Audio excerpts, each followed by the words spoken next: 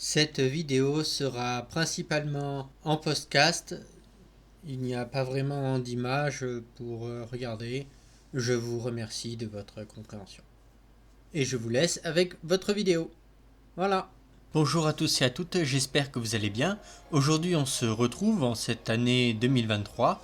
Je vous souhaite donc une bonne année, une bonne santé, les meilleurs vœux. Et pour continuer sur cette lancée, je vous remercie à vous tous qui vous êtes abonnés à ma chaîne YouTube, puisque vous êtes 86. Je vous remercie pour ça. Aujourd'hui donc, je fais cette vidéo pour vous parler d'un article qui est sorti, encore un, sur tout ce qui est la Bible. Parce que visiblement, j'ai beau sortir tout ce qui est sur l'histoire, ma chaîne ne décolle que lorsque je parle de la Bible, autant parler de la Bible. Je reparlerai après de tout ce qui est dans une autre vidéo, tout ce qui est par rapport aux mensonges que l'on vous dit par rapport à l'Égypte, comme quoi c'est les extraterrestres ou les Atlantes qui ont construit les pyramides, voire le Sphinx de Gizeh. Encore en 2023, malheureusement. Cet article, ça s'appelle Le tombeau de Salomé. C'est un article par Science Avenir, voilà, sur l'archéologie. Je vais y arriver. Donc c'est censé être une sage-femme présente à la naissance de Jésus. On a retrouvé en fait son tombeau et il paraît qu'il nous livre une partie de ses secrets. Alors, on va écouter ce que dit l'article et on se retrouve après. En Israël, le tombeau de Salomé, sage-femme présente à la naissance de Jésus, livre une partie de ses secrets. Pour les autorités israéliennes, elle est l'une des grottes funéraires les plus impressionnantes jamais trouvées. Localisée dans le parc national de Tel Lachish, au sud-ouest de Jérusalem, une cavité ayant servi de tombeau familial il y a plus de 2000 ans, a livré aux chercheurs une partie de son histoire, près de 40 ans après sa découverte par des pilleurs. Elle aurait, durant l'Antiquité, été considérée comme le lieu de sépulture de Salomé, l'une des sages-femmes qui aurait été présente à la naissance de Jésus de Nazareth, prophète des chrétiens. Dans un communiqué, les archéologues de l'Autorité des Antiquités d'Israël, AI, ont détaillé les résultats préalables de leurs fouilles menées dans le cadre de l'aménagement du Sentier des Rois de Judée, un itinéraire qui reliera les sites archéologiques et historiques du sud d'Israël. À l'origine, la grotte était vraisemblablement le tombeau d'une famille juive de haut rang, ayant vécu il y a quelques 2 millénaires. Par la suite, elle serait devenue un lieu de pèlerinage chrétien, dédié à Sainte Salomé au moins jusqu'au IXe siècle de notre ère, comme l'attestent les croix et les dizaines d'inscriptions gravées sur ses parois, à l'époque byzantine et au début de la période islamique, parmi lesquelles celle de Salomé.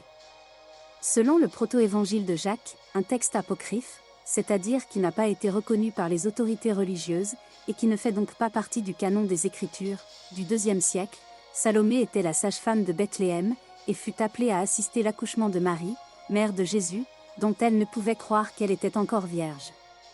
Parce qu'elle souhaita ausculter Marie pour réfuter cette affirmation, sa main fut brûlée, puis soignée dès qu'elle toucha l'enfant tout juste né. Salomé est une figure mystérieuse, affirment les directeurs des fouilles Nir Shimshon Paran et Zvi Firer.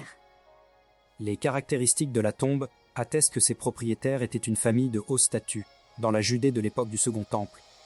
La période qui, dans l'histoire des Juifs, s'étend de leur retour en Judée à partir du milieu du 5e siècle avant Jésus-Christ jusqu'au 1er siècle, note de la rédaction. Il est possible que le nom de Salomé soit apparu dans l'Antiquité sur l'un des ossuaires aujourd'hui disparus de la tombe, et que la tradition identifiant le site à Salomé, la sage-femme, se soit développée, la grotte devenant vénérée par le christianisme. Le nom Salomé, ou Shlomite, était en effet un nom juif courant à cette époque. L'édifice, particulièrement vaste, comprend plusieurs chambres avec de multiples niches funéraires creusées dans la roche. Y ont été retrouvés des ossuaires sous la forme de boîtes en pierre, mais aussi des centaines de petites croix et lampes à huile en argile, complètes ou cassées, datant des 8e et 9e siècles. Toutes étaient réunies au même endroit, dans une zone que les archéologues associent à un parvis, s'étendant sur 350 mètres carrés à l'entrée de la grotte. Entouré de murs en pierre de taille, et revêtu d'un sol en dalles de pierre et en mosaïque, celui-ci devait accueillir un petit marché où étaient vendus ou loués aux pèlerins ces objets. Les lampes ont pu servir à éclairer la grotte ou dans le cadre des cérémonies religieuses, de la même manière que les bougies distribuées aujourd'hui sur les tombes des personnages justes et dans les églises. Affirment les directeurs des fouilles, Nir Shimshon Paran et Zvi Firer. 12 lampes à huile en argile retrouvées intactes. Les chercheurs ont également découvert des sculptures complexes aux entrées de la grotte et dans sa chapelle intérieure, représentant De délicats motifs végétaux décoratifs, notamment des rosettes, des grenades et des vases d'acanthe, caractéristiques de l'art juif. selon l'IAA. Une fois les travaux de restauration et d'aménagement terminés, le parvis et la grotte seront ouverts au public. Voilà. Donc, pour revenir un peu sur ce qui a été dit, c'est effectivement une grotte archéologique, en fait, où a été trouvé des écritures et certains ossements. Voilà. Alors, le nom est un peu trompeur, sachant que le tombeau de Salomé, sage-femme, présente lors de la naissance de Jésus, en fait, on n'en a aucune preuve. La seule preuve visible que l'on en a, c'est que ça faisait partie, en fait, d'un pèlerinage d'une partie de la chrétienté avant le concile de Nicée. Donc le concile de Nicée par Constantin Ier, qui a mis un terme, en fait, c'est un peu gros dit comme ça, mais qui a rassemblé toute la religion catholique pour en faire une véritable religion. Parce qu'avant, c'était... Chacun avait sa propre idée de ce qu'était le christianisme. Donc il y en a qui continuaient à faire des sacrifices de bœufs, d'animaux, d'autres qui jetaient des déchets à la mer.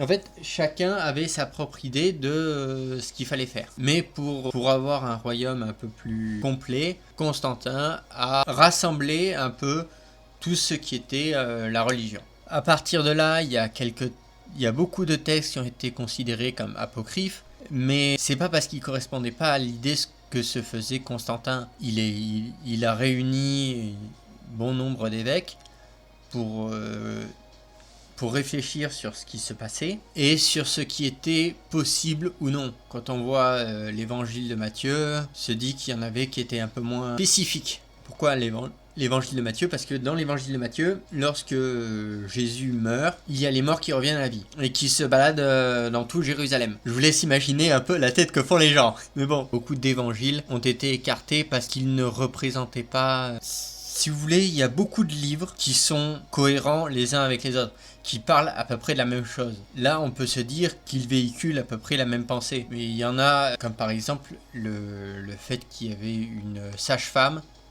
alors qui se serait brûlée visiblement en touchant Marie, comment je sais pas, mais en touchant l'enfant tout juste né, pouf, guéri. Ça aurait été une preuve supplémentaire de la divinité, ou du moins du caractère sacré de l'enfant Jésus, mais ça a été enlevé puisque ça ne correspondait pas au dogme établi. C'était un peu trop perché, même pour eux. Mais la seule chose en fait qui dit que c'est le tombeau de Salomé, donc de la sage-femme, c'est juste qu'il y avait un pèlerinage justement à ce tombeau. Mais rien de ce qui a été retrouvé ne peut certifier que c'était le tombeau de Salomé.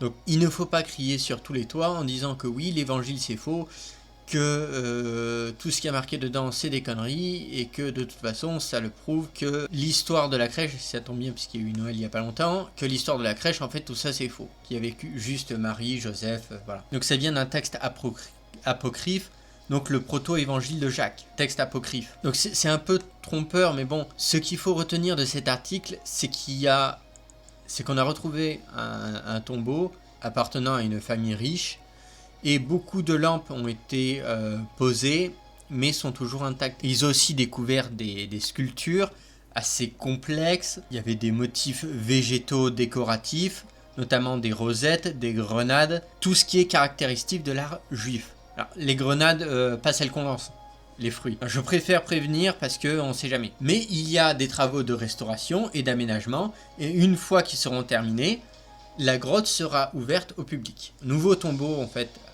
a été mis au jour. Enfin, nouveau, oui et non. Qu'un ancien tombeau, en fait, a été mis au jour et qu'il sera bientôt disponible au public. Mais le titre est assez un peu... pompeur en disant que c'est la sage-femme présente à la naissance du Christ. Il livre ça comme étant quelque chose d'absolument véridique, comme une affirmation, alors qu'en fait non, c'est faux. J'espère que cette vidéo vous aura plu. Dites-moi ce que vous en avez pensé en commentaire et n'hésitez pas à vous abonner et à laisser des commentaires. C'était Kaifré et je vous dis à une prochaine fois.